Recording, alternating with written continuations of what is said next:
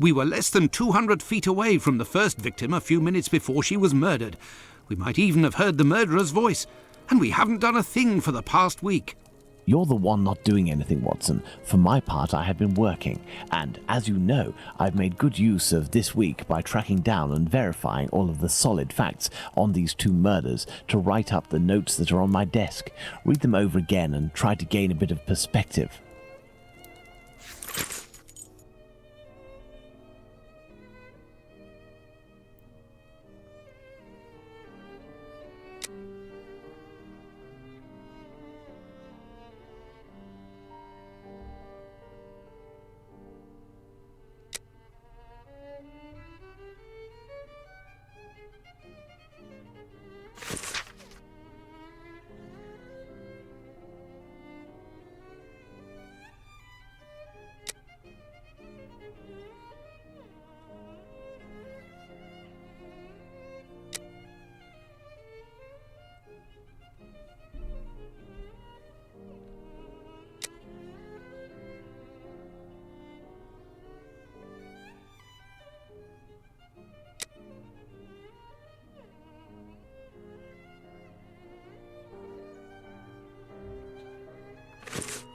I have read and reread them, but give me something to do then.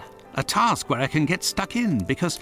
Find me a slaughterhouse that will give us exclusive use of its block for an hour, and find me, in your opinion, which common animal shares the most characteristics with humans from a physiological point of view. Pig? I don't even know why I asked that question.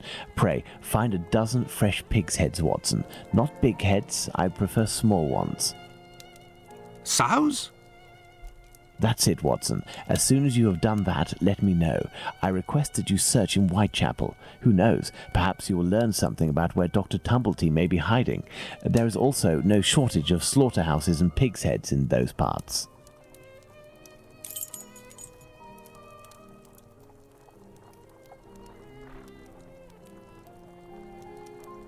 And what are you going to do, Holmes?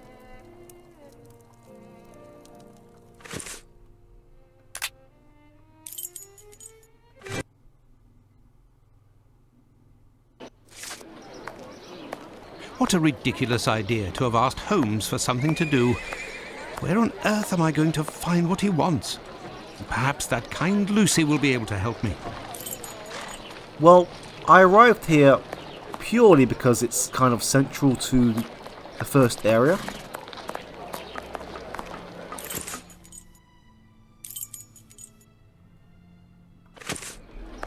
And Lucy is not at home, so she must be up here.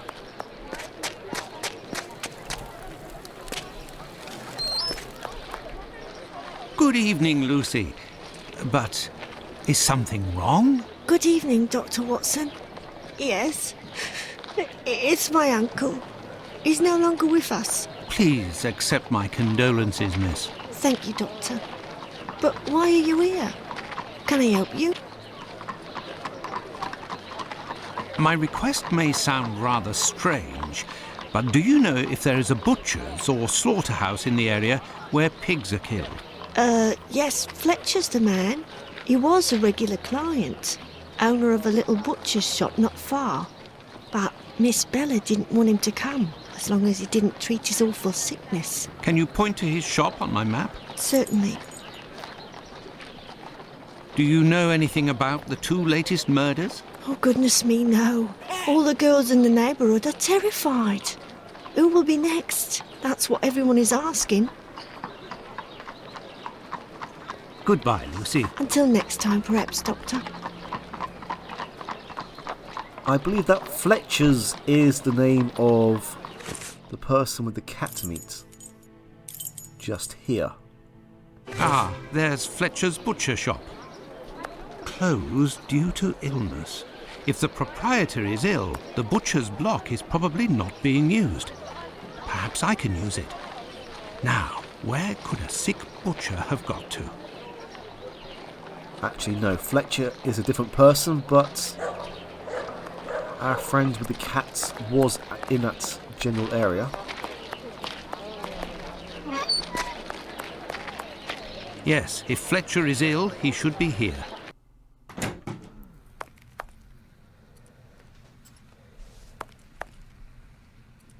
Good evening, Dr. Watson. Good evening, Dr. Gibbons. I have come to see you because I was wondering if, by any chance, you happen to have a patient by the name of Fletcher, a butcher who would have relinquished his shop due to illness. An illness caught during nocturnal encounters, if you catch my drift. Fletcher is one of the regulars at the clinic. Mercury treatment against syphilis. A night with Venus, a lifetime with Mercury. He left London a fortnight ago for the fresh country air. Why is he of interest to you? Oh, no reason. I'm more interested in using his shop, only for an hour or so. Would he have left his keys with family in the area? He has none left, but he must have left Hardiman, the cat's meat seller, to oversee his shop. They're in business. They're good friends. Do you know where he can be found? No, but wander around the neighbourhood and listen for his beep beeps. He often passes in front of the clinic. Besides what? And yes, I forgot that the cat kebab man was called Hardiman. Well, is called Hardiman. And it explains why he is selling outside of his shop if he considers Fletcher a friend. Hello there.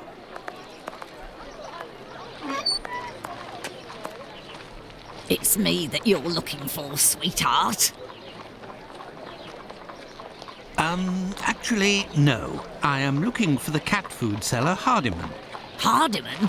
Poor Hardiman? It isn't quitting time for him yet. That gives me some time to wander the streets before he shows up, and with him all the cats hereabouts. Do you know where he lives? Sure, and for a copper I might even tell you. Here are a few coins. You're too kind, Governor. Well, these days I knows that he lives with his mammy on Hanbury Street, in the same place where Dark Annie bled to death. Why did you call him poor Hardiman? Bah, he's in grieving, of course. Just a few weeks ago he lost his wife, and 3 months before that his girl, poor fella. He was in tatters, even came to cry on my shoulder, believe it or not. Well, I must leave you. I must go to Hanbury Street.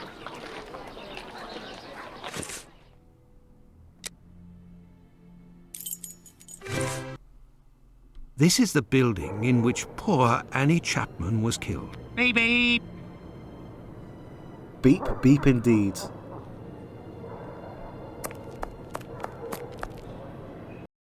Beep, beep. Hello, are you Mr. Hardiman? That's me. I am Dr. Watson. I have come to see you about Fletcher's shop. I would like to use it for an hour or two, if you have the keys and your rates are reasonable. Do you want to operate on someone in the butcher's? Not at all. One of my friends needs it to prepare pig's heads. Well, why not? Fletcher certainly wouldn't mind, but there's a problem.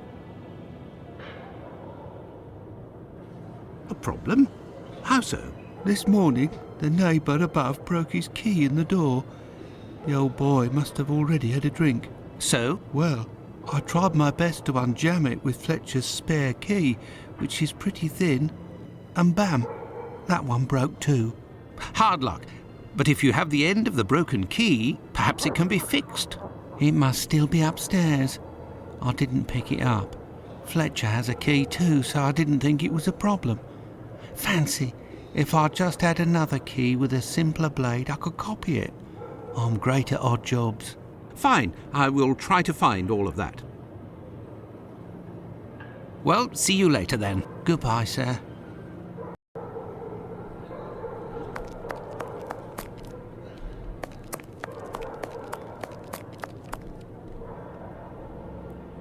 Was there a sign originally saying cat's meat?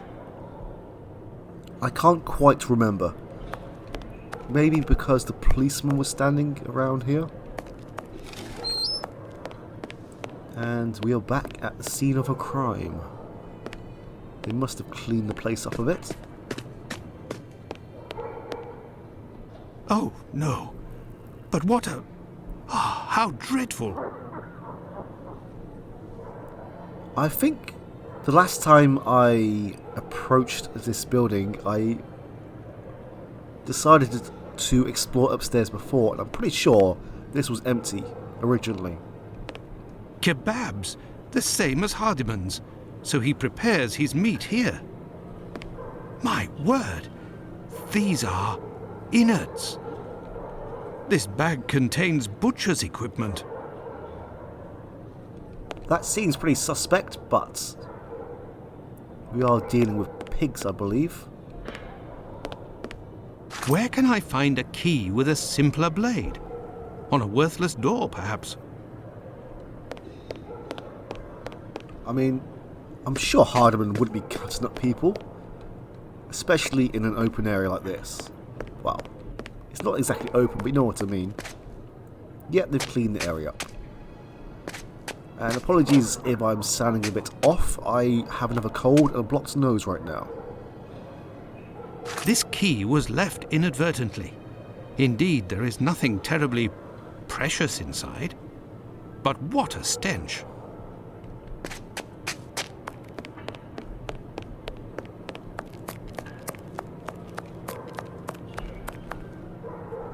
Have you found everything I need to remake the key?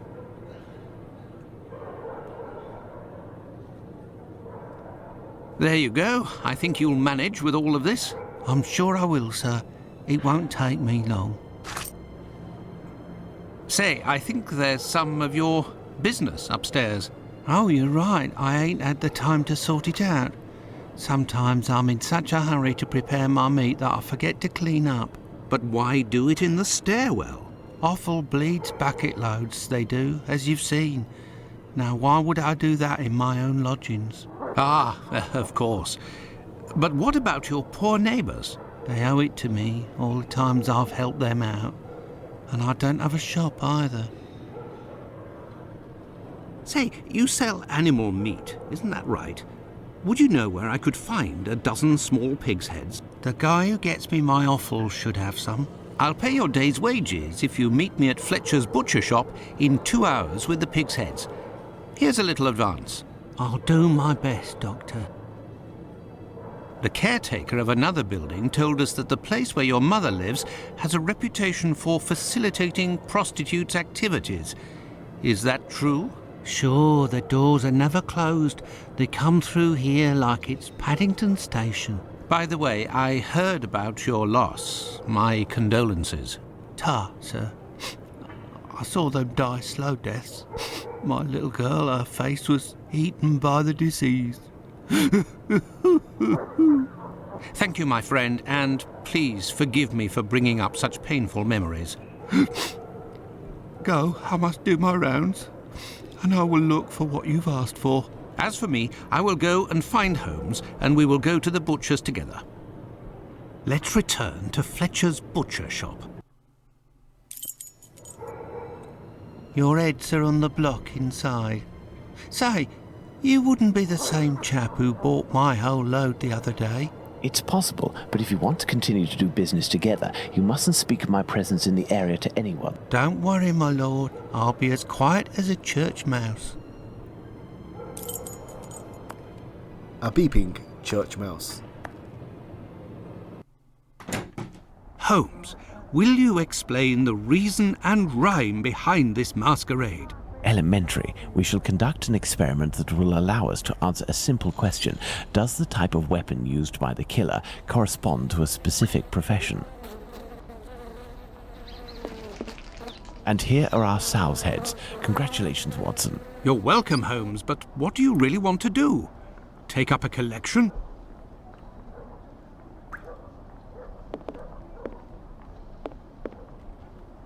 I don't believe there is anything else actually to look around at.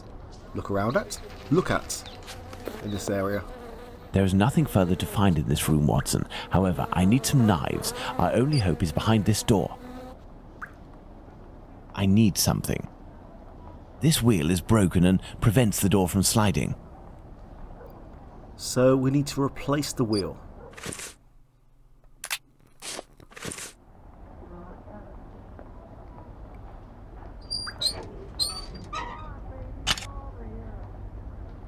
There, this door is slightly raised. This wheel is broken and prevents the door from sliding.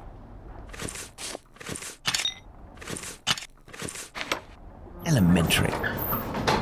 While I prepare our experiment, could you find me 2 knives? A small one, somewhat larger than a pocket knife, with a large, sharp blade.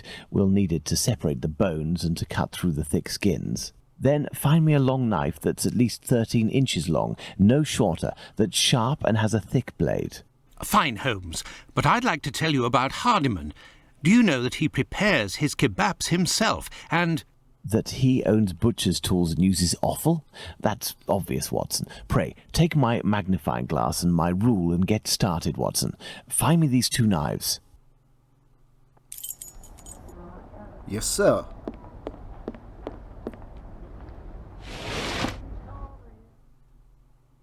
With the rule, I must find a large knife. Well, there are 2 large knives here. Size? 11 inches. Size? 13 inches. And... Thanks to the magnifying glass, I can find a small knife that matches Holmes's description. Fragments of cartilage. I honestly thought that this one said the same thing as well.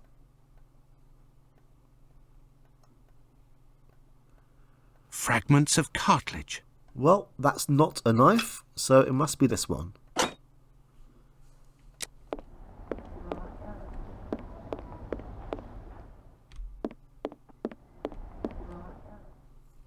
Here are the knives you asked for. Be careful, they're awfully sharp. Holmes, I must say that this experiment is making me rather uneasy, comparing animal heads to these poor women. You're right, Watson, but this somewhat shocking experiment may help to end this massacre and save other victims, you can be sure of that. Look, these pigs' heads are still bloody, which will suit our experiment perfectly. I have a pocket knife and a scalpel with me. With the 2 knives you just brought me, we have a similar array of weapons as those probably used by the killer. We saw 3 types of throat wounds on the deceased attributed to this man, those intended to slit the throat, those intended to decapitate, and the more superficial yet mortal wound that led to the death of the unfortunate victim in Dutfield's yard, Miss Stride. With the help of these 4 knives, we are going to try to recreate these wounds on the pigs' heads and see what we can establish about the weapon or weapons used. We may also be able to rule out Miss Stride as a victim of the killer of the other 3.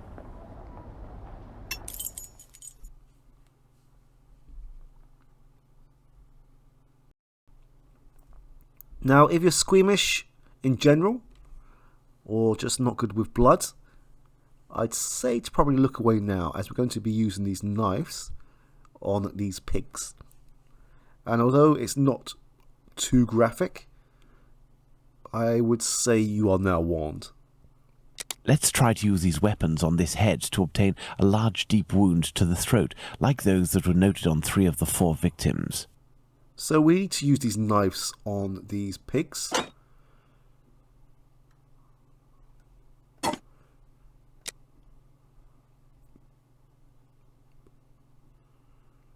Okay.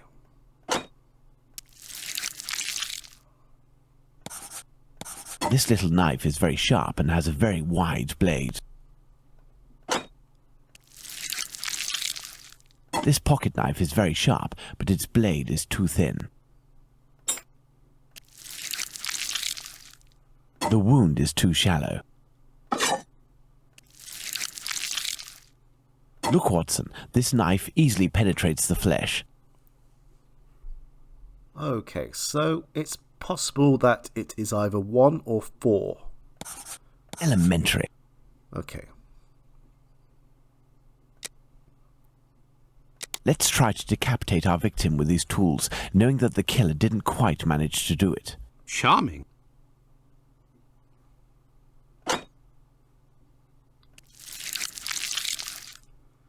Look, Watson, this little knife with a wide base can easily slice the vertebrae of our porcine friend.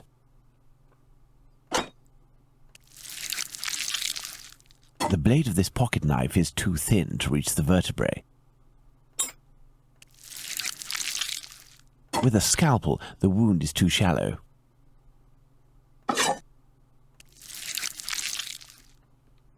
This knife with a long blade easily slices the flesh, but cannot dislocate the vertebrae.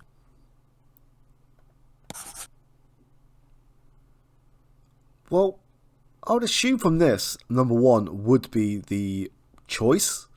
As Holmes mentioned, it can get, well, cut through the vertebrae, whereas 2, 3, and 4 can't. Elementary. But apparently 2, 3, and 4 are the options here. Let's see if these knives can inflict a mortal wound in a situation where a single quick blow is given. The scenario in question is that of Dutfield's yard. Look, Watson, the blade sinks easily into the flesh. In using the cutting edge of this pocket knife's blade, I can scrape the skin. This particularly sharp blade can make a deep gash with one quick slice. It cuts through the flesh easily as the blade is so sharp. And the choices here, I believe, are 1, 3, and 4. Elementary. I am still very confused by this puzzle, as the answers were given, and what Holmes is saying is quite contradictory to what we're trying to achieve here. But from the method of deduction, we need to eliminate the knives and find the only knife here that we have ticked in all 3 cases, which is this one. That's it, Watson, the big knife. With respect to the opinion of the medical examiners who noted that a butcher's knife with a long blade would have caused the eviscerations on some of the victims, we can assume, Watson, that he only used this type of weapon as it is capable of inflicting all of the wounds displayed. Furthermore, the Dutfield's Yard murder remains attributable, for the moment, to the Whitechapel killer, if we are able to explain why the murderer used his knife in a different manner. Why not go there now? We will try to reenact the killer's actions that night. Our first objective will be to clarify, one way or another, the statements of Constable Smith, as well as this Hungarian by the name of Schwartz. We must also try to find out more about the International Working Men's Educational Club, underneath which the murder took place, perhaps at the Wasp's Nest. Yes, let's go to Dutfield's Yard or wherever, but quickly. I am in urgent need of fresh air. Let's go to the Wasp's Nest.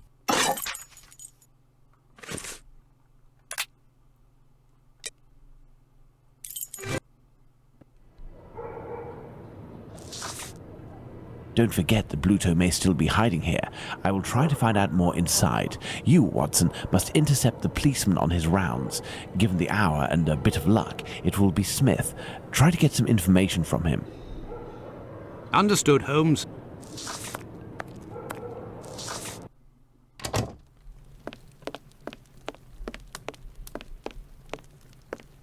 A draft, my good man.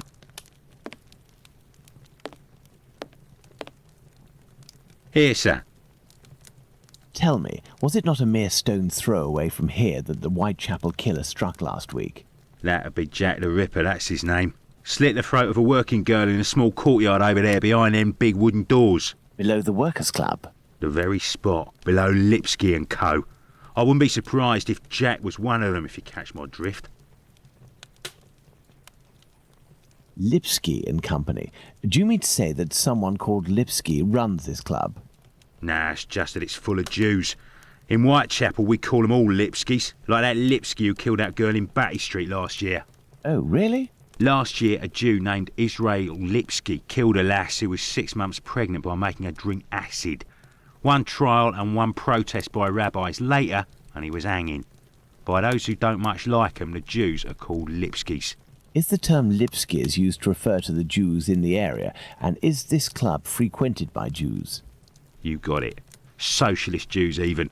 They spend their evenings hollering, singing. I've seen them spitting on the bosses. And you know the victim? No more her than any other. The working girls don't drum up business too much in this street. They need a reason to end up here. Very well. Goodbye. Cheers.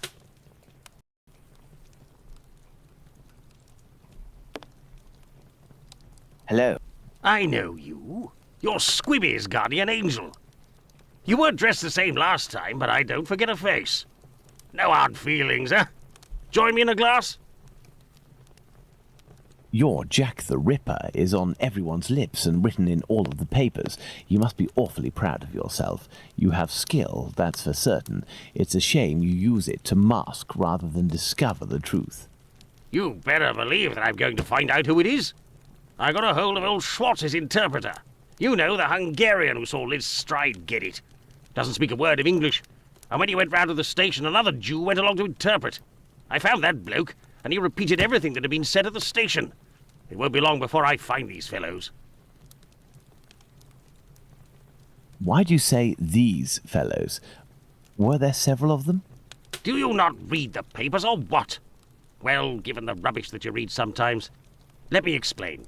At 12:45 a.m., Schwartz goes down Burner Street towards Fairclough, on the side of the road where the Workers' Club is. A bit further from there, just near Dutfield Yard's wooden doors, a chap and a lady are arguing. The Star said that the bloke wanted to push the girl into Dutfield's yard, but the translator told me that Schwartz saw him pulling her towards the road. She doesn't want to follow. He grabs her by the shoulders and throws her to the ground. She falls a bit, but not too loudly. Old Schwartz is scared, crosses to the other side, but continues in the same direction. The bloke with the girl notices him and yells, "Lipsky!" At the same time, another bloke at the corner of Fairclough and Burner who was lighting his pipe gets in on the action. He starts coming towards Schwartz in a menacing way, and Schwartz takes to his heels, doesn't see anything else. Once he finds out that a woman got herself killed, he went to testify, and identified Long Liz Stride as the woman he saw getting thrown about. So there were definitely two blokes, mate. But why am I telling you all this? In vino veritas. I'll take my leave then, Mr. Bulling. That's right. Till next time. First and foremost, I must find P.C. Smith. It seems like we have already found him. And yeah, one of the killings of the double murders, there was a witness, apparently. There's quite a bit of speculation why it didn't go ahead, but I may go into it in more detail when I am feeling a little bit better. For now... Good evening, Constable. Good evening, sir. I am Dr. Watson. Would you happen to be P.C. Smith, the man who patrols this beat? That's me. And you work with the famous Sherlock Holmes, don't you? What can I do for you? I believe you were on duty the night when the murder took place here. You would certainly be able to confirm a few details, such as the time of death that the medical examiner gave. It's just that I wasn't there when the body was discovered. I don't think I can help you. But I was told that you had seen the victim that very night. Indeed. But it was before the murder. I saw her, not far from here. She was talking to a man. It was around 12:30 or 12:35 a.m. What did this man look like? I only saw him from behind, really. He was wearing a short black outfit, a small felt hat like a cap in a dark colour, and a white collar. He seemed to be a respectable type. He was carrying a packet in his hand, wrapped in newspaper, about 18 inches long and about 6 inches wide. His outfit reminds me of someone that I know. Was he a large man, on the older side? I don't think so, no. Even though I only saw him from behind, I would say that he was barely 30 years old, or even less. Say 28, or even less. 26 years old, and 5 foot 8 inches tall at the very most. He had a small dark brown moustache and an olive complexion, I would say, but once again, I only caught a brief glimpse of his face in three-quarter profile. Nobody else saw this man? I discussed this previously with Mr. Eagle, the president of the Workers' Club. That night he returned around 12:40 a.m. to the club. He used the passage through Dutfield's yard to get into the club because the main door was locked. He can attest that he didn't see anyone else in the passage at that time, but wasn't really paying attention to who else might have been in Burner Street itself. He was listening to the song coming from the club. In short, no one else saw him. Well, thank you for having satisfied my curiosity, my friend. A fine evening to you, Doctor.